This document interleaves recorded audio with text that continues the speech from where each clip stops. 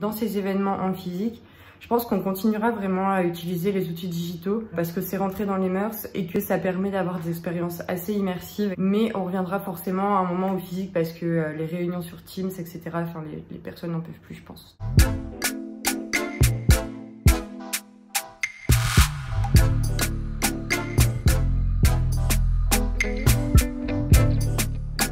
En fait, aujourd'hui, on a beaucoup la question des quotas dans la publicité. C'est-à-dire, on se demande s'il faut mettre tel ou tel type de personne pour ne pas paraître discriminant. Et je pense que rien qu'en faisant ça, c'est déjà discriminant, le fait d'y penser, d'y réfléchir. Je pense que pour qu'il y ait un réel reflet de la société française, il faudra, par exemple, quand on choisit, je sais pas, les acteurs pour les publicités ou pour les shootings photos, ne pas regarder forcément la couleur de peau de la personne, sa couleur de cheveux, etc., etc., plus ce qu'elle dégage par rapport au message que la publicité veut faire passer.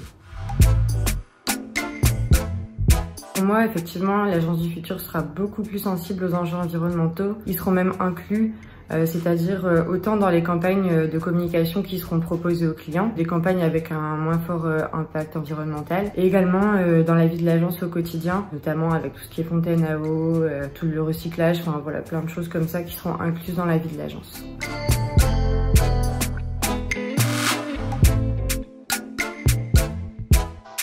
Des campagnes avec une faible empreinte pour l'environnement. Et le deuxième sens, c'est vraiment responsable dans le sens où en tant que communicant, on fait des campagnes qu'on diffuse à des millions de personnes tous les jours. Et donc nous, on a cette responsabilité pour vraiment apporter ce message-là aux personnes parce qu'elles le voient tous les jours.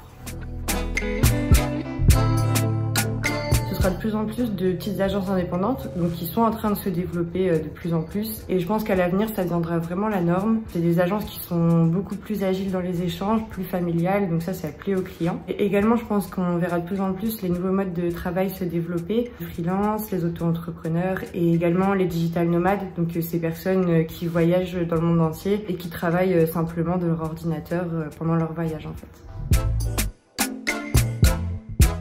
Je pense qu'à l'avenir, on n'aura plus du tout le modèle hiérarchique pyramidal qui existe encore parfois dans certaines entreprises. En fait, ce sera un peu effacé.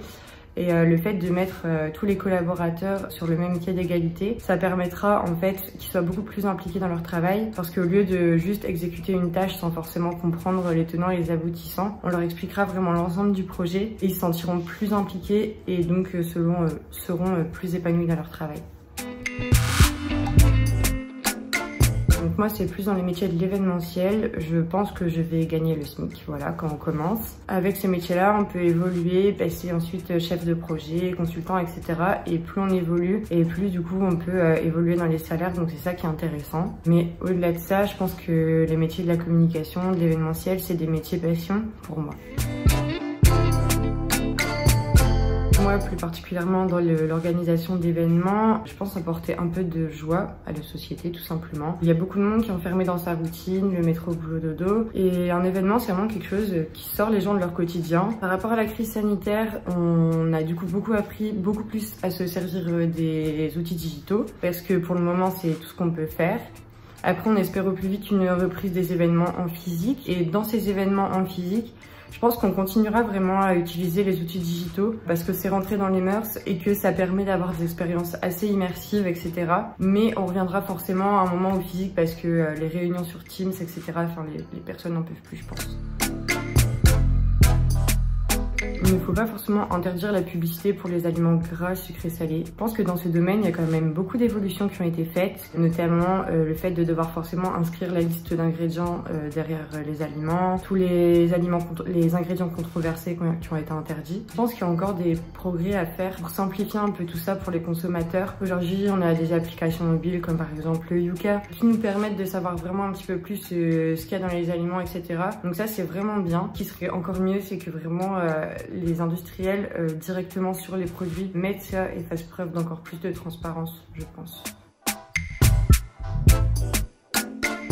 Je pense que c'est pertinent pour certaines marques de proposer des créations de campagnes publicitaires Made in France, dans le sens où c'est des marques qui ont des valeurs en accord avec ça, donc des valeurs éthiques, morales, qui utilisent des ressources Made in France, des ressources locales. Là, c'est pertinent pour ces marques-là. Pour d'autres marques qui n'ont pas forcément ces valeurs-là, ou qui sont vraiment beaucoup plus internationales, je pense que ça a beaucoup moins de sens.